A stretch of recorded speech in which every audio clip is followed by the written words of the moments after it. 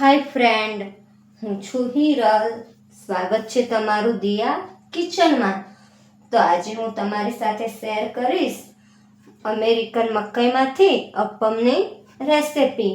જે રેસિપી છે તે નાનાથી લઈ મોટા સુધી દરેકને પસંદ આવશે. તો ચાલો આપણે રેસિપીની શરૂઆત કરીએ. તો સૌપ્રથમ આપણે છે અહીંયા 1 વાટકી છે તે સોજી લેશું, જેને રવો પણ કહે છે. અને અહીંયા 3 ચમચી છે તે ચણાનો લોટ લેશું.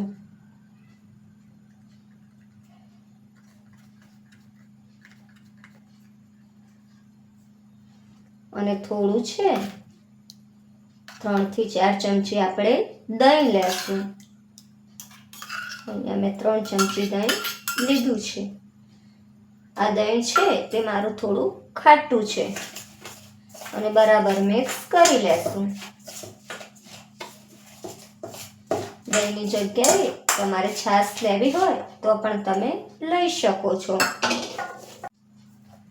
આપણે થોડું પાણી એડ કરતા જઈ અને તેનું એકદમ થોડું કડક બેટર તૈયાર કરી લેશું. અત્યારે બેટર છે તે આપણે થોડું કડક જ રાખવાનું છે. જરૂર પડશે તો આપણે પાછળથી પાણી એડ કરીશું.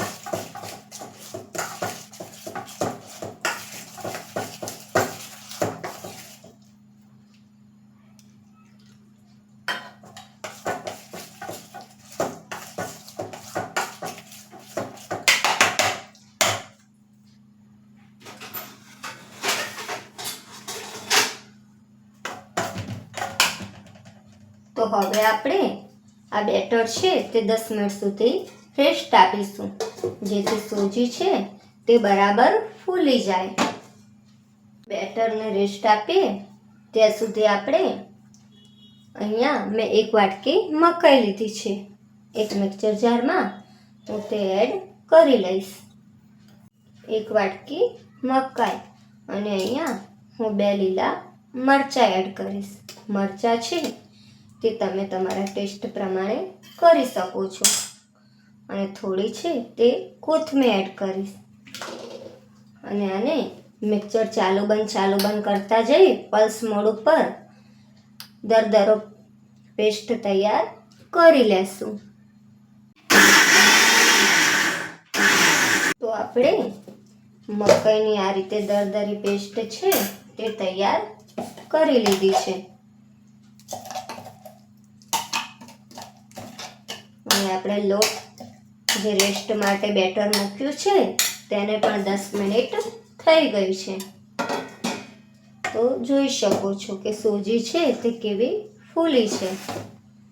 હવે આપણે જે બેટર તૈયાર કર્યું છે મકાઈનું તે અંદર એડ કરી લેશું.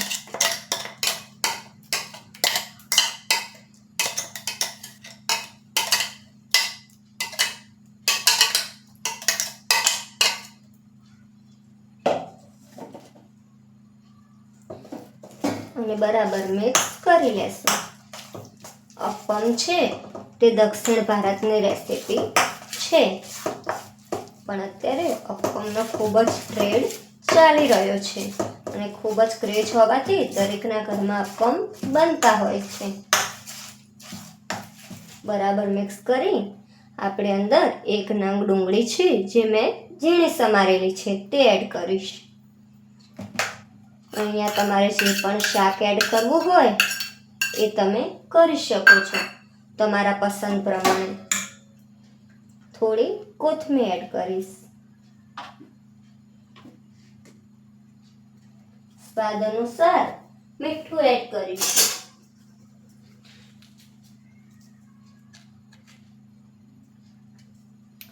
થોડી આપણે હળદર એડ કરીશું. અને બધું ફરીથી બરાબર મિક્સ કરી લેશું.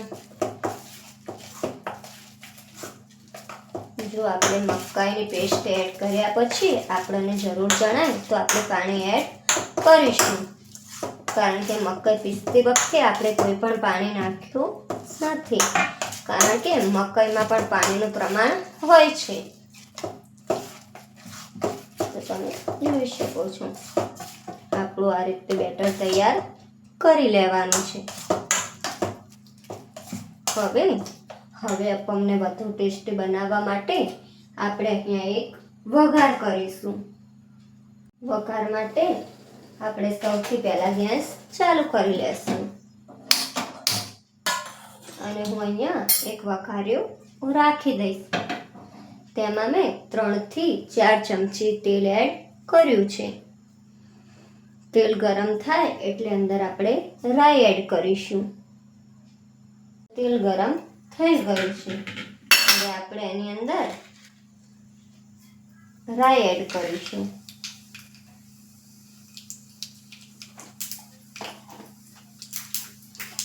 રાઈ ચટકે એટલે આપણે એમાં થોડી હિંગ એડ કરીશું.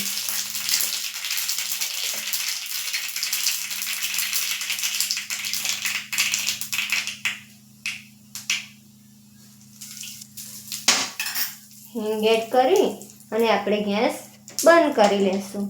અને ગેસ બંધ કરી અને અહીંયા હું 1 ચમચી જે સફેદ તલ આવે છે તે એડ કરીશ.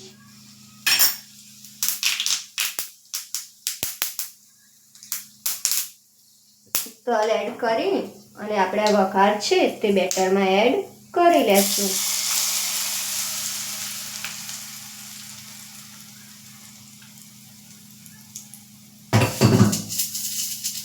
એડ કરી અને બરાબર મિક્સ કરી લેશું.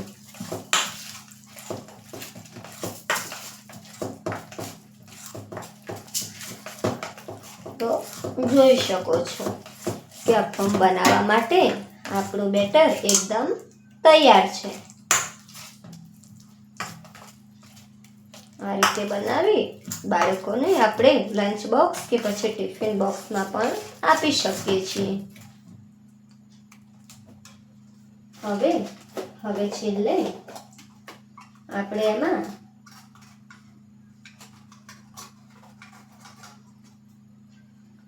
ચપટી છે તે ઈનો એડ કરીશું. અહીંયા ઈનો છે તે મેં ઘરે બનાવેલો લીધો છે અને મારી રેસિપી છે તે વિડીયોમાં જઈ અને તમે જોઈ શકો છો. ઈનોની રેસિપી મારી ચેનલમાં મેં પહેલેથી જ અપલોડ કરેલી છે.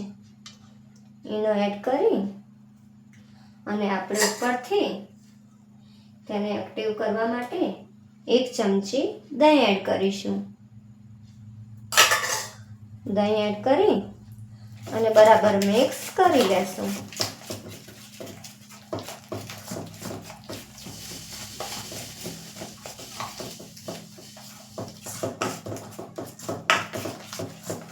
ઈનો છે એ તમે 3 વસ્તુમાંથી ઘરે બનાવી શકો છો.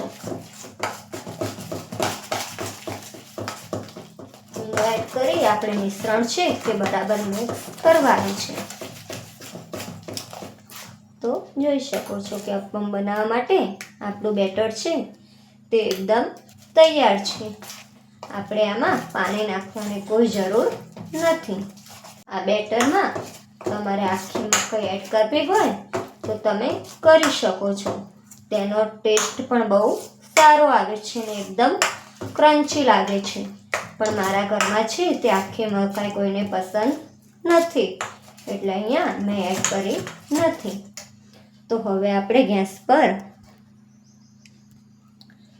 એક અપમ પેન રાખી દીધું છે અને ગેસ ચાલુ કરી લેશું.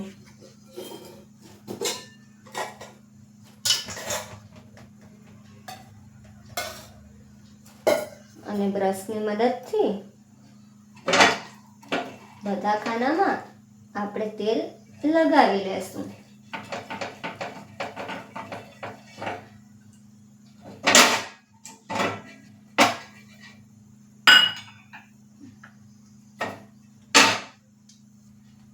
તો અહીંયા દરેક ખાનામાં મેં છે તે તેલ લગાવી લીધું છે અને થોડું થોડું તેલ પણ અંદર એડ કરી લેશું. અહીંયા આપણે 2 થી 3 ટીપા દરેક ખાનામાં એડ કરી લેશું. અને ગેસની આંચ છે તે ધીમી કરીશું. તો હવે અપમ સ્ટેન્ડ છે તે ગરમ થઈ ગયું છે. હવે અહીંયા હું ચમચીની મદદથી એમાં સમાય તેટલું બેટર એડ કરી લઈશ.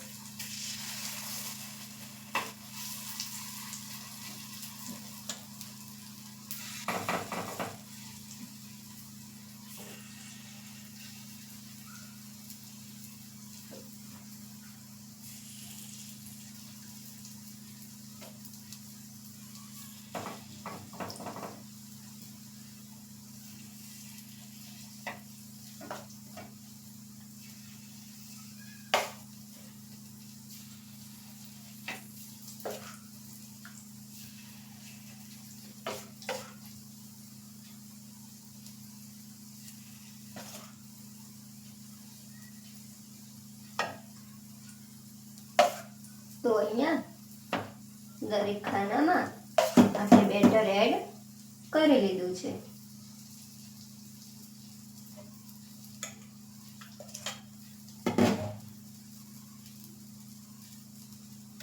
અને હવે ઢાંકી અને ધીમા ગેસે 2 થી 3 મિનિટ સુધી થવા દેશું.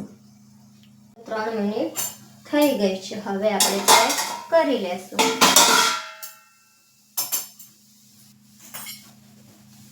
આપણા અપમ છે તે એક બાજુથી ચડી ગયા છે.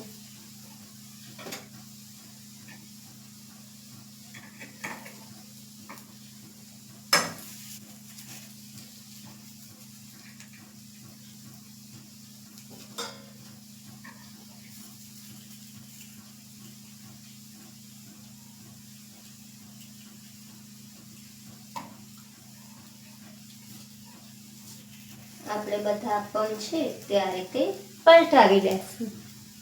તો આપણે બધા અપમ છે તે પલટાવી લીધા છે અને ફરીથી આપણે થોડું થોડું તેલ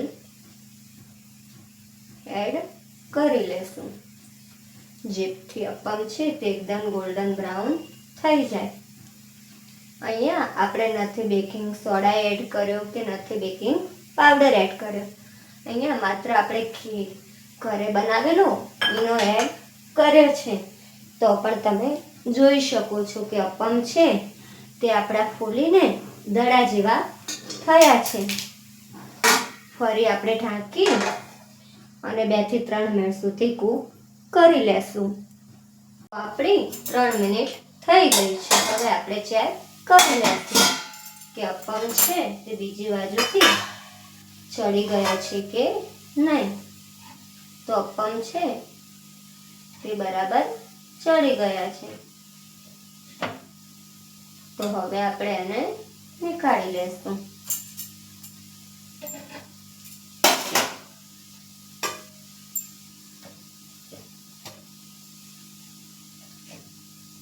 આપણે અહીંયા એકદમ ગોલ્ડન બ્રાઉન કરવા હોય તો પણ કરી શકીએ છીએ, પણ અહીંયા મેં મીડિયમ ગોલ્ડન બ્રાઉન કર્યા છે. તો બધા અપમ છે તે આપણે નીકાળી લેશું. તો આપણે બીજા અપમ છે તે પણ એ રીતે તૈયાર કરી લેશું. પહેલા અપમ પેનમાં તેલ લગાવીશું, પછી એમાં આપણે અપમનું બેટર એડ કરીશું.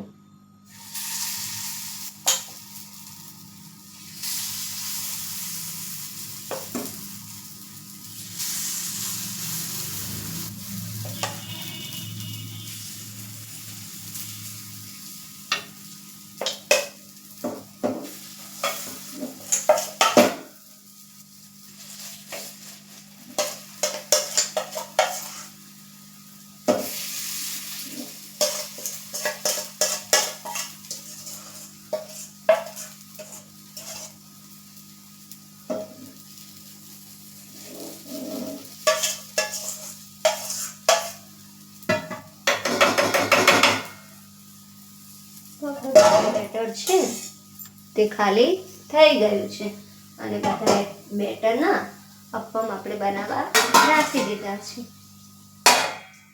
તો આ તૈયાર, આગળ જે રીતે અપમ તૈયાર કર્યા આ અપમ પણ તે રીતે તૈયાર કરી લેશું. તો તૈયાર છે આપણા પોચા રૂ જેવા લીલી મકાઈના જાળીદાર એવા અપ્પમ, જેને મેં તોડીને પણ તમને બતાવ્યા છે કે તે કેટલા જાળીદાર અને સોફ્ટ બન્યા છે. તો તમને રેસિપી કેવી લાગી? જો તમને ગમી હોય તો ઘરે એકવાર ટ્રાય કરજો અને મારા વિડીયોને લાઈક, શેર અને સબસ્ક્રાઈબ કરજો અને બાજુમાં રહેલી બેલ આઇકન ટિક કરજો, જેથી મારા રેસિપીના નવા વિડીયો તમારા સુધી પહોંચી શકે. અને અપ્પમ છે તે મેં ગ્રીન ચટણી અને ટોમેટો કેચઅપ સાથે સર્વ કર્યા છે. ગ્રીન ચટણીની રેસિપી છે તે મારી ચેનલમાં મેં આગળ અપલોડ કરેલી છે, તો તમે જઈને જોઈ શકો છો. તો મળીશું આપણે એક નવી રેસિપી સાથે. ત્યાં સુધી બાય બાય. Thank you.